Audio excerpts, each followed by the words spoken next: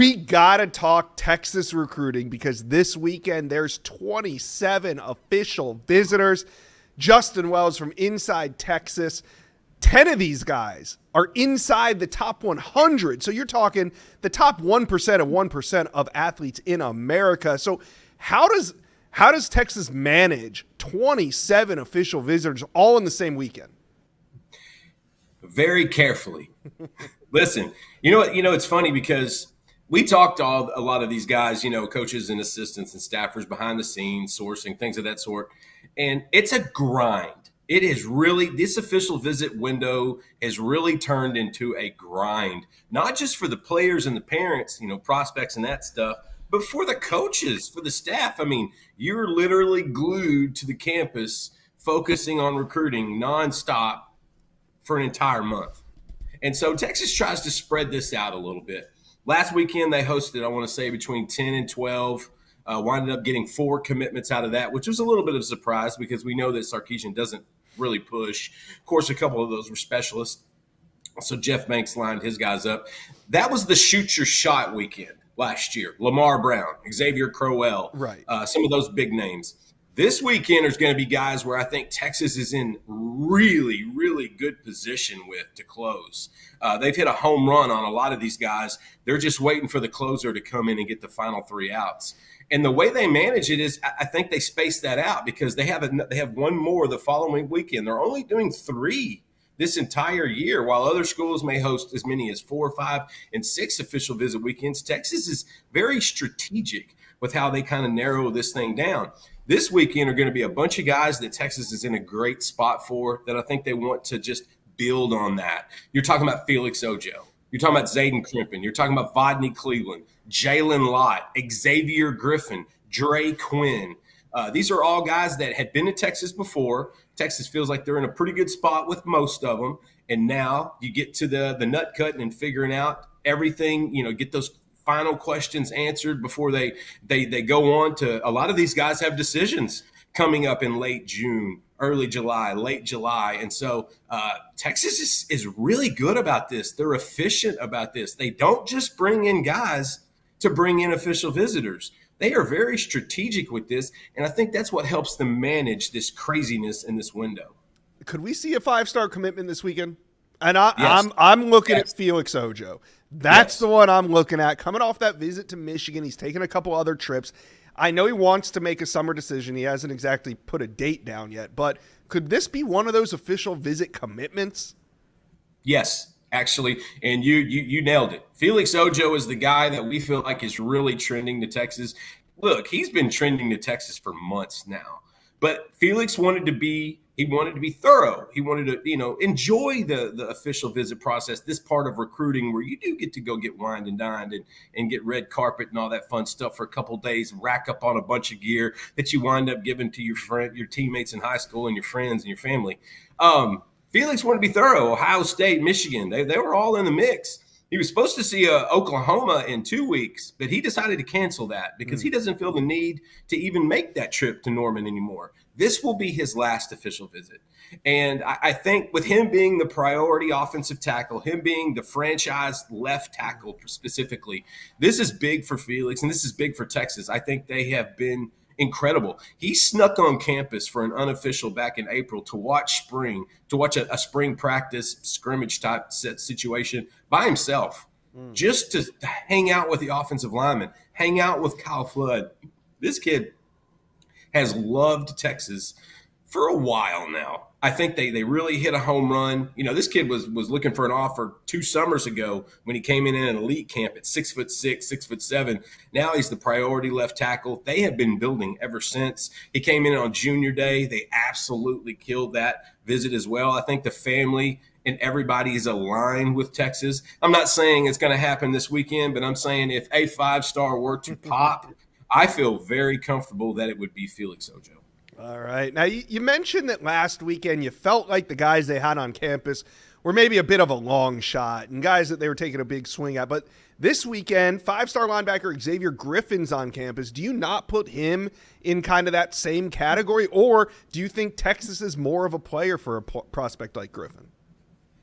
Before his unofficial trip, Before he decommitted from USC, Yeah. I would have had him in the first weekend. He would have been a shoot your shot type guy. But as soon as he decided he wanted to see a few more schools, and USC decided they weren't fond of that, and Griffin was like, peace. Then it got real because Lyle and Clark had already had a previous relationship with Griffin, and now they're only building on that. I know he's listed at linebacker, but Texas sees him as an edge. And I think if you've seen his body and you've seen his film, that's probably where he projects best. He's 6'4", maybe 205 pounds. He's got size 16 shoe. He's 16 years old. Like, he's probably an edge. But Texas has done really well in this recruitment. The problem with that one is that so has Alabama, and so has Georgia. And so I think others, because he is an elite guy. And so Texas is in a better position with him because he took that unofficial in April. Him and his mom were there for a day and a half. They saw the scenes. They really, really enjoyed that trip. Alan Clark, again, the new edge coach they took from Ohio State, has been paying dividends on the recruiting trail. And I think this is a relationship with him and Griffin that they feel like they're in a good spot to get in there and get in the mix. They're not afraid to battle anybody in this cycle, Josh. They'll go toe-to-toe with anyone, and they know Alabama looks really good in that recruitment. They know Georgia's, the in-state school, looks really good in that recruitment. But Texas feels like they've got an in there, and they're going to try to maximize that this weekend. All right, Texas starting to load up on that defensive line class, picked up a commitment this week. And this weekend, speaking of Alabama, they got Vodney Cleveland coming on campus, 6'2.5", 305 pounds out of Birmingham, Alabama, top 150 player overall. Who do you think is the biggest competition heading into this? Because the RPM favors Florida Gators. Inside Scoop listeners, I got to tell you about a company that makes this show possible. It's Rhoback Activewear. The only way to describe Rhoback is best fit, best feel. And for those who are not familiar with Rhoback, they are completely changing the game with their incredibly comfortable activewear. Rhoback has released so many items within their new licensed game day collection, and it's our favorite. With novel polo designs, clean hoodie, and quarter zip designs from some of your favorite schools, it's definitely worth checking out. Nobody else in the market is pairing these level of custom designs with this quality of activewear. Rhoback's everyday shorts or their Delta Performance pants are the perfect pairing as well. They are both super comfortable. They have an elastic waistband and a great fabric that is made to have the appearance of a nice short look, but the comfort for everyday movement. Rhoback also has been proudly leading the NIL charge, having signed partnerships with multiple college football stars, past and present, and are becoming the go-to brand for college athletes across the country. So use code JOSH on Rhoback.com for a generous 20% off all new custom orders through the end of this week. Let's spell it out for you. RHOBACK.com. That's 20% off all performance polos, shorts, and more with promo code JOSH right now. Absolutely. I went to see Vodney a couple of weeks ago in Parker High School, and when I left there, I felt like Texas had a slight lead, and I thought Florida was a hair behind, and I knew Florida had the official visit coming up.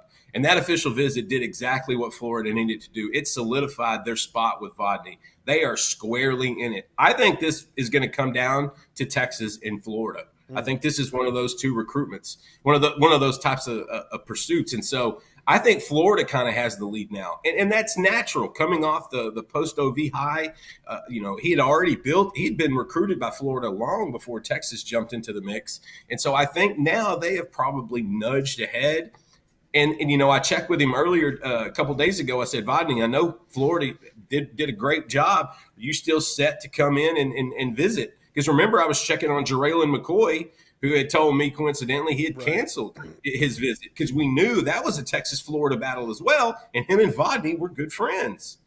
And so I wanted to make sure it was good with Vodney, and he said, I am more than locked in. I am so ready to see Texas. Look, Kenny Baker, the defensive line coach, has picked this recruitment up and just coddled it. He has been to Birmingham multiple times. He has gone to see Vodney. He has gotten close to his family. And just getting to know Vodney like I have, I think the Horns are really, really there in it. I do think Florida has that advantage. And like you asked me, who's going to be that top competition? I know Miami was throwing haymakers out there for a second at him. And I know Georgia was kind of flirting with him as well. But this is a Texas-Florida recruitment.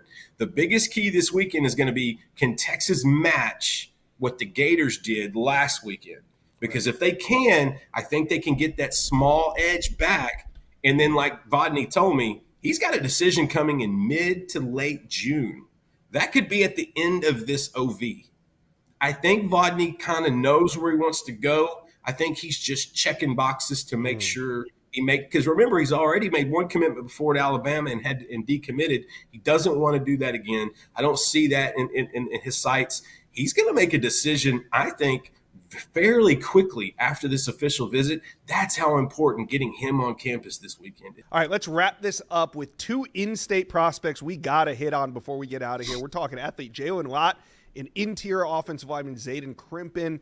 Is it possible Texas could finish out these recruitments this weekend? I think they can. I think they possibly can with Zayden Crimpin. Now, it looked like that was going to be a Texas LSU battle. He went down to Baton Rouge for his official, I believe, a couple weekends ago. He had a lot of fun.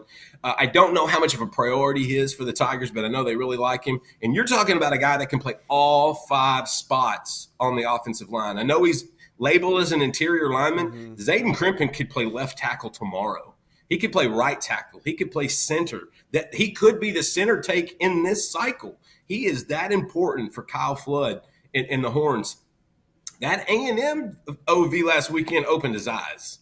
They shook the trees and there were some peaches there. And so he really enjoyed that. But I think Texas can get closer with Zayden to where he's going to get closer to his decision. I really like that there. I think Jalen Lott's going to stick to his July 4th timeline. I don't think we're going to see any movement from him because remember, he still has one more OV after this Texas one, and that's Oregon, who was probably the top competition for the Horns. I had posted a story on Jalen. I talked to him actually this morning and posted some quotes from him. One of the biggest takeaways for me was that Texas not only says you can play wide receiver or cornerback, we're going to let you, choose. He's also going to run track at Texas. And that is something that had been discussed over the last 6 months, but nothing had been really finalized. Lott told me this morning, Texas very much wants him to compete on the track team. Same thing his father did, who's in the UT Hall of Fame, James Lott. And so I think with Crimpin, I think Texas could close it this weekend. I think they're going to have to push away kind of some of that momentum A&M has. But I just think Kyle Flood has prioritized Crimpin to the point that he knows he's that important to this class. Like I said, he could be the center that really, galvanizes this whole O-line group who could potentially be the best in the country by the time signing day comes. And so Jalen Lott's, I think, going to stick to that July 4th one a little bit more. I still love where Texas sits with him, but I'll know even more after this OV and when he comes back from Eugene in a week and a half. All right. Can't wait to see the returns on this weekend. Stay locked to Inside Texas for all the details.